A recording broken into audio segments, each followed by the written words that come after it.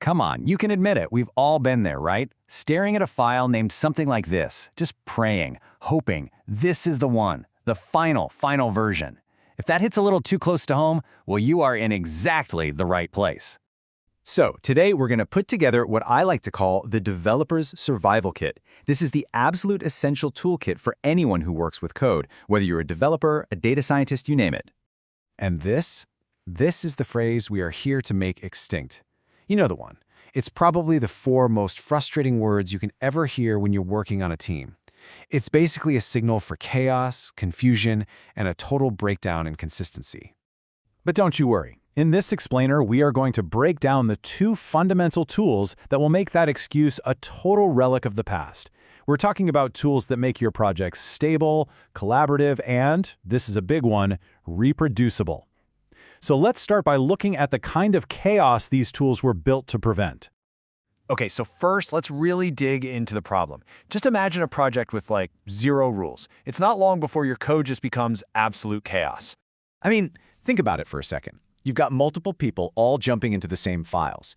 Someone accidentally overwrites the brilliant work you just spent hours on. Nobody has any clue which version is the actual, correct one. And worst of all, if something breaks, there's no way to go back. It's a total nightmare, a recipe for disaster. So, what's the solution to all this madness? Well, it's basically like giving your code its very own time machine, and it's called version control. At its heart, a version control system, or VCS for short, is, well, it's pretty much exactly what it sounds like. It's a system that records every single change to your files over time. It keeps a log of every modification, who made it, and when they made it. So let's say a new feature you just added introduces a nasty bug. No problem. You can just instantly rewind to a previous working state. It is your ultimate safety net. Okay, so the first real attempt at solving this problem came in the form of centralized version control systems. And you know what? The idea was pretty solid, but it had one huge, critical, and, well, central flaw. And you can see that crucial difference right here. Over on the left, you've got the centralized model. See how everything has to go through that one single main server? Now what happens if that server goes down? Yep, everybody stops working. It's a single point of failure. But look at the model on the right, the distributed one. Every single developer gets a full copy of the entire project's history on their own machine. That server in the middle, it's really just another computer they can sync up with. So let's break that down. With a centralized system, you've got that single point of failure, and good luck trying to work if you're offline. But with a distributed system, it's way more resilient. There is no single point of failure. And get this, you can do almost everything, like commit your changes, look at the project's history, create new branches, all without an internet connection. It's a game changer. And when we talk about distributed version control, there is one undisputed champion that rules them all, Git. So, what's its secret? What makes Git so incredibly powerful? It really boils down to this one core idea. You see, older systems, they just tracked the changes to individual files. But Git thinks about the project as a whole. Every time you save your work, or in Git speak, commit your changes, Git basically takes a picture, a snapshot, of what all your files look like at that exact moment in time. And this visual shows that difference perfectly. On the left, you've got the old way of doing things, storing what are called deltas, basically just the little pieces that change between files. But on the right, you see the Git approach, the snapshot. And here's the really clever part. If a file hasn't changed from one version to the next, Git doesn't waste space storing it again. It just links back to the last version of that file. That's what makes it so blazing fast and super efficient. All right, so to really get the hang of Git, you've got to understand its 3 main areas. First, you've got your working directory. That's just your project folder, where you're actually writing code and making changes. Then there's the staging area. Think of this like a prep zone or a loading dock. It's where you put the specific changes you want to include in your next snapshot. And finally, you have the repository itself. That's the vault, where Git permanently stores all those snapshots for safekeeping. And the workflow itself, it's actually pretty simple once you get it. Step 1, you make your changes, you edit your files. Step 2, you use the git add command to move the changes you care about into the staging area. I love this analogy. It's like putting items into a shopping cart. You're not buying them yet, just getting them ready. Finally, Step 3, you use git commit. That's like going to the checkout. You take a permanent snapshot of everything in your cart and save it to your repository, usually with a little note explaining what you did.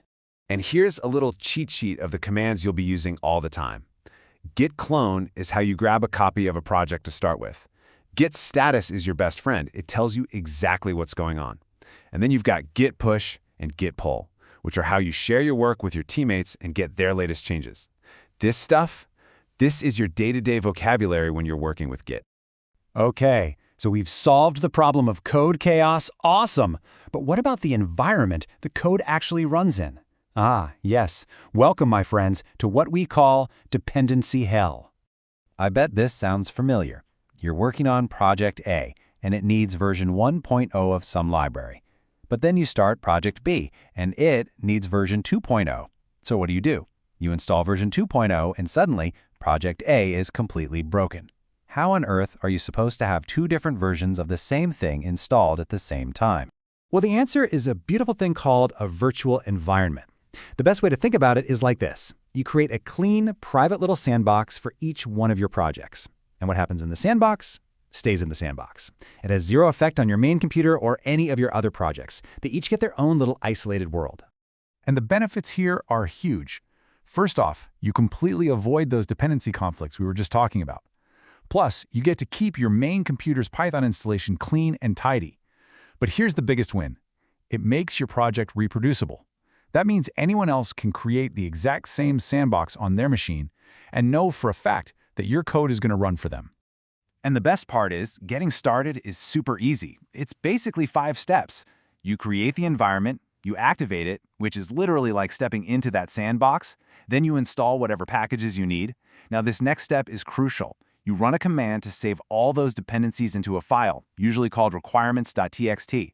That file becomes the blueprint for your sandbox, letting anyone else rebuild it perfectly. And when you're done, you just deactivate.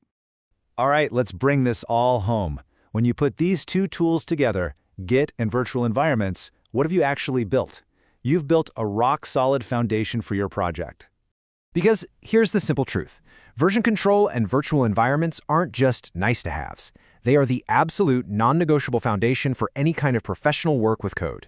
They're what makes real collaboration possible. They ensure your project is stable, and they guarantee that your work can be understood, run, and built upon by anyone else now or in the future.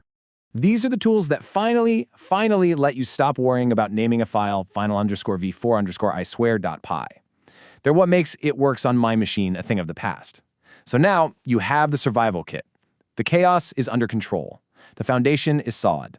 The only question left is, what are you going to build?